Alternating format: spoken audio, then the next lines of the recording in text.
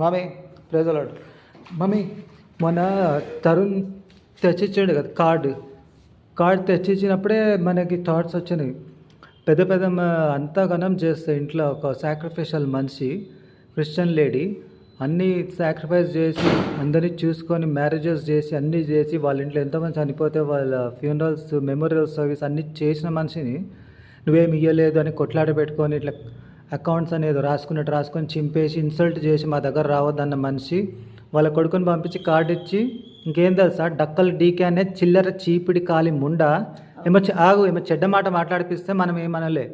అసలు కార్డు మాకెందుకు తెచ్చిండ్రు, మా వాళ్ళనే ఇన్సల్ట్ చేసినాక మాతో ఏం సంబంధం నీకు, మా వాళ్ళనే ఎంతో ఇన్సల్ట్ చేసినాక కానీ మనం అనలే.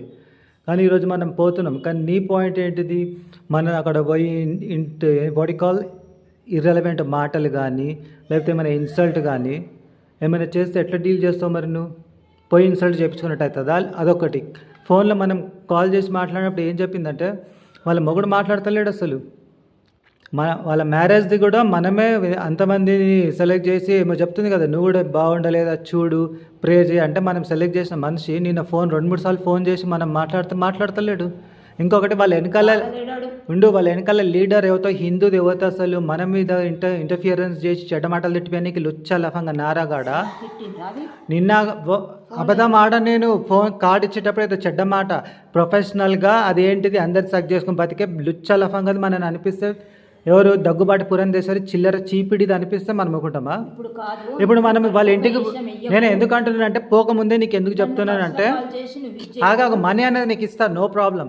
ఒకటి ఏంటిదంటే మన మనీ ఎవరు తీసుకోరు. ఒకటి ఏంటంటే మన ఇంట్లో పెద్ద మనిషిని అట్లా ఇన్సల్ట్ చేసినప్పుడు మళ్ళీ నిన్ను కూడా ఏదో చెడమాట తిట్టిపించినప్పుడు వాళ్ళన్నీ కావాలని మనం మనం దేవుని హార్ట్ తోటి పోనీ క్షమించు అని చెప్పి మనం పోతాము. కానీ అక్కడ పోయి ఇన్సల్ట్ చేసుకోవాల్సిన పని మనకేంది? ఇంకొకటి వాళ్ళ ఇంట్లో మగ మనిషి మనతో మంచిగా మాట్లాడినప్పుడు నేను చెప్పే పాయింట్ వాళ్ళ ఇంట్లో మగ మనిషి మనతో సరిగ్గా మాట్లాడినప్పుడు అక్కడ పోయినాక కూడా మొక్కలాగా పెడితే మనకేం పని? ఎందుకు పెడతాడు?